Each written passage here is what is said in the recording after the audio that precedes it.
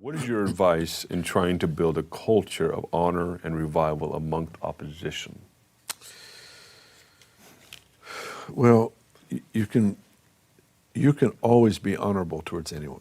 Mm-hmm. So you can be opposed and still be honorable. Did it say culture of honor? Yeah, build a culture of honor and revival amongst opposition. Yeah. In a relationship between two people, let's say I'm dishonorable towards you, you're honorable towards me. Unless I change, we won't develop a culture of honor. Mm-hmm. A culture takes participation. It's the influence, and it's an environment that people have chosen to live in. It's standards for life that people have chosen to live under. Yeah. And so as far as a culture of honor, at some point there's going to have to be a change in the will, in the heart of the people involved. But you can always live honorably. You can live honorably. I can live honorably towards my neighbors, friends, acquaintances that maybe dishonor me, maybe speak evil of me. I can still treat them honorably, respectfully. That's my responsibility. Yeah. In a church setting, they also mention revival, right? Culture of honor and revival. Culture of honor and revival. I don't know if this is what they're looking for, but I can tell you how I do it when I'm ministering in a church or when I came here to Reading. What I do is I present what I believe God is saying. I present what I believe God is doing. I demonstrate whatever I'm capable of demonstrating in that setting.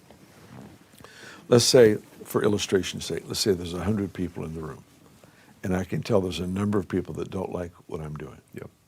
I can also tell there are some that are being changed tremendously. If I'm bringing a public message, I'm going to always try to speak to everybody in the room. I don't monitor the success by the 50 people that are wanting to walk out of the room. Gotcha. If I did that, I'd be depressed all the time because there's always opposition. Instead, what I'm going to do as a pastor is I'm going to pour my time into the five people whose eyes are on fire when I talk. Yeah.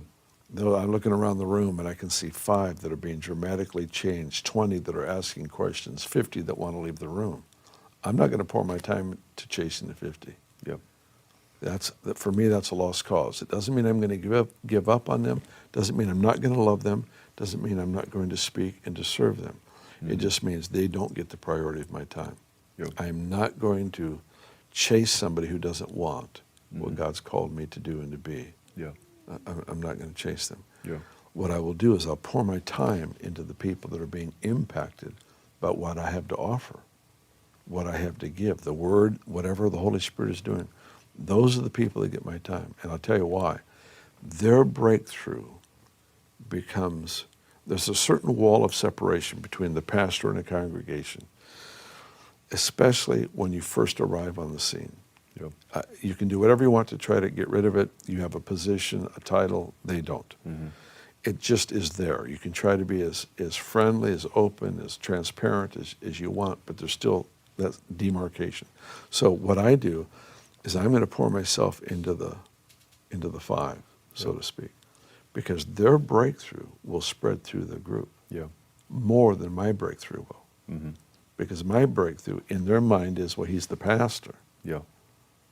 And so that's why when we came here, that one of the first Sunday nights, we had hundreds of people around the front of the room, and the Holy Spirit came. I invited him to come with power. He came, and he came powerfully on one person.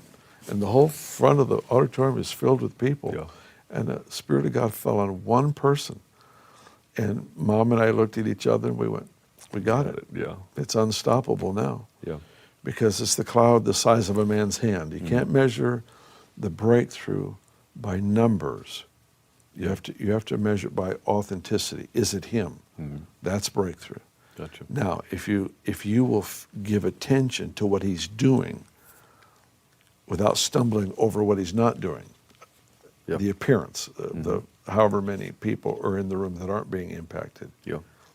I can stumble all day long over that, or as one who is wanting to fuel the work of God in the earth. I'm going to pour my time into that one. Yeah. I'm going to give honor to what he's doing in that This is a situation. big deal, especially for pastors, not Yes, just it is. positional, but the people that really have the heart of a pastor, Yep. because they're so torn between the ones that Yeah. are not embracing it or whatever. They're torn, but so your advice really applies to that. Yeah. How on how to ask this? Maybe you've already answered. If you have, then we can move on. If we were to address a group of pastors, not just people that have a position, but they have the heart of a pastor, and they still, how do they balance that tension, I guess, between the ones over here? You got the ones that are ready to run. They got the fire in their eyes, and then you have the ones over here that they're not. They're ready to leave the room. You just kind of not ignore them. You have any input on that? Yeah, You know what I mean? I didn't ignore Yeah. any of those. I would love them. I would serve them. If, just practically, before church service starts, I'm out with the people. I'm shaking hands. I'm talking to people. I'm treating everyone as though they love the move of God. Yeah. I talk to There you everyone go. the same. Yeah. Isn't it amazing what happened? Even though I know this person's struggling, that person's struggling, I'm not going to come to them defensive. I'm not going to come to them trying to convince them of something. I'm just going to try to be as normal as I know how to be, and that's to celebrate what God's doing. So that's what I do, and I spend time with the folks before the service, after the service, interact, serve, pray together.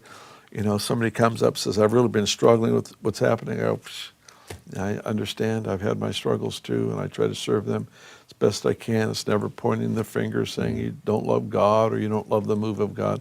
That doesn't accomplish anything. Yeah. I do have a responsibility to monitor and to be involved in what He's doing. Yeah.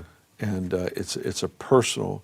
I don't know that everyone has the same responsibility, but I know that I do. I know that I have a responsibility to link myself to a movement that God is doing in the earth, and to make sure, that I do the best I can to communicate with the people what I sense God is saying and doing. So that's where I give my life. That's where I give my time. But it'll never be at the expense of loving a person. I had people come in my office, they say, we can't be here. We can't be a part of this. Mm-hmm. So I would hug them and love them and bless them and encourage them. If I see them downtown, I don't, don't tell them you should be back here. I don't. That's not necessary. I bless them where they are. Mm-hmm. We've had people say, we know this is a move of God. We just can't be involved in it. People that were friends that prayed us here for years. It's crazy. We know this is God. We just can't do it. Wow. And so you love people. You just love people. They don't have to attend Bethel for me to celebrate who they are.